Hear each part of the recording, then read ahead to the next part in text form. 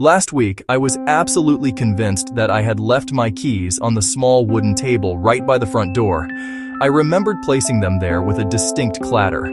After 10 frantic minutes of searching, turning over couch cushions, checking my jacket pockets for the third time, I found them. They were sitting on the kitchen counter, right next to the coffee maker I had used that morning. My memory, which had felt so vivid and certain, was completely wrong. This small, frustrating moment is a perfect window into a much larger truth about our minds. Our brain's reliance on shortcuts is a story of evolution and survival. Imagine our ancient ancestors on the savannah. A rustle in the tall grass could be the wind, or it could be a predator. Hesitating to analyze every single possibility would be a fatal mistake. The brain that made a quick, life-saving assumption, danger, and prompted a flight response. That brain survived to pass on its genes. This fast-thinking system is deeply ingrained in our neurology.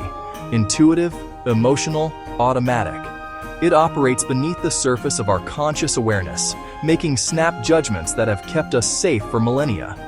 It gives us gut feelings. It gives us first impressions. This fast system is what Nobel Prize-winning psychologists Daniel Kahneman and Amos Tversky called System 1. They dedicated their careers to mapping these shortcuts and the predictable errors they produce. Alongside System 1, we also have System 2, slow, deliberate, analytical. System 2, slow. System 2, deliberate. System 2, analytical. We engage System 2 when we solve a math problem, when we learn a new skill, when we carefully weigh the pros and cons of a major life decision. System 2 is logical. System 2 is effortful. It can check System 1 and correct its biases.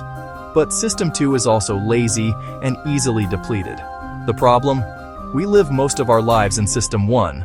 It's our default because it's energy efficient. Engaging System 2 requires conscious effort. Attention. Energy. Finite resources. Think about your daily commute.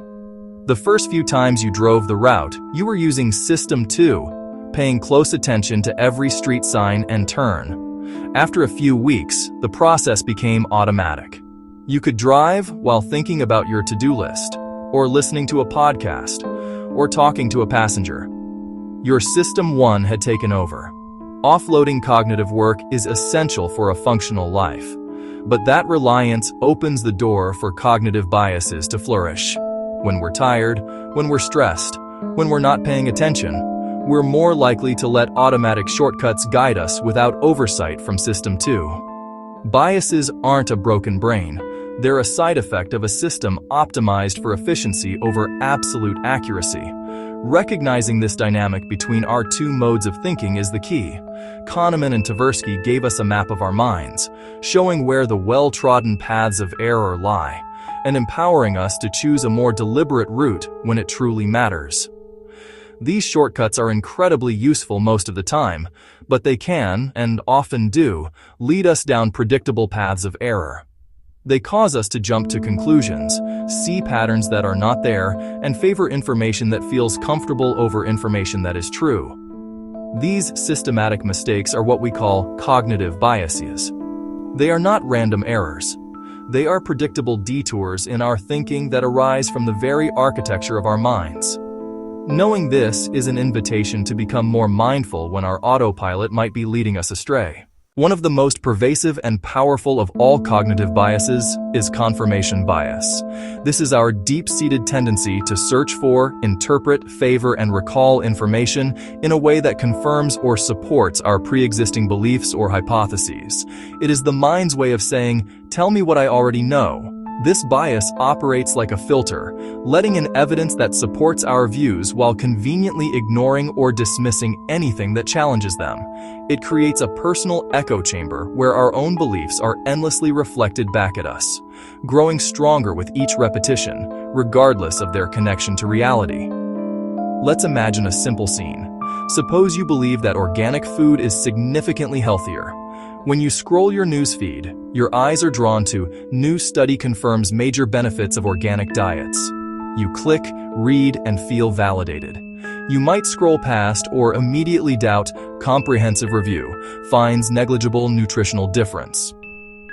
This internal filtering affects our daily decisions and convictions. It is why political arguments often go nowhere. Each person operates from a curated set of facts, selectively gathered to support their worldview. On social media, algorithms amplify this effect, showing content we're likely to engage with, often aligned with our views. The result? A personalized reality tunnel where imagining another reasonable viewpoint becomes difficult. The bias shapes personal relationships too. If you form an impression that a colleague is uncooperative, you'll log confirming instances and overlook moments they were helpful, collaborative, supportive. Your initial belief becomes a self-fulfilling prophecy because your bias narrows your focus to only see confirming evidence. Beyond confirmation bias, our minds are swayed by anchoring and the availability heuristic. The anchoring bias is our tendency to rely too heavily on the first piece of information offered, the anchor. Once an anchor is set, our judgments and negotiations are made in relation to it, even if the anchor is arbitrary. This is a cornerstone of marketing and negotiation. You see a beautiful watch for $1,200. Later it's $600. Suddenly it feels like a bargain because your mind is anchored to the initial price. It happens with car prices and salary negotiations alike. The availability heuristic makes us overestimate the likelihood of events that are recent, frequent, or emotionally charged.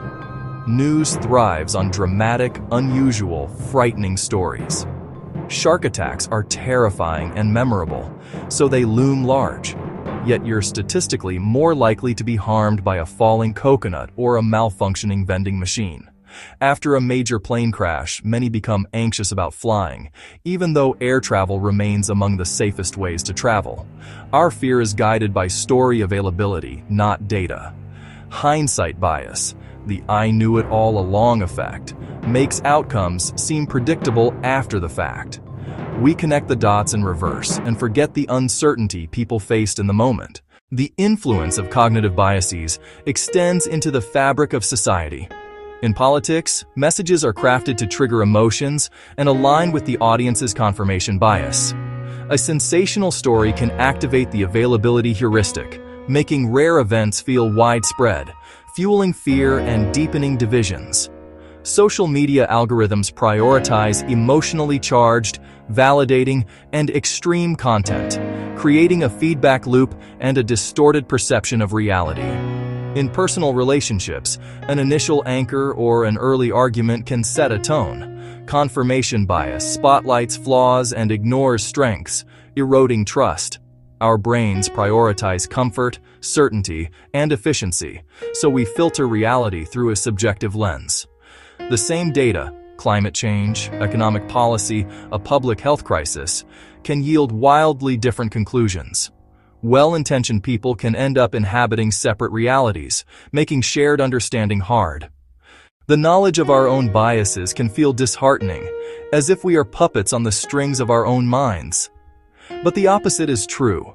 Awareness is the first and most crucial step. Kahneman, Tversky, and others handed us tools to manage it. We may never completely eliminate our biases, but we can learn to recognize them and reduce their influence. First, pause and ask why.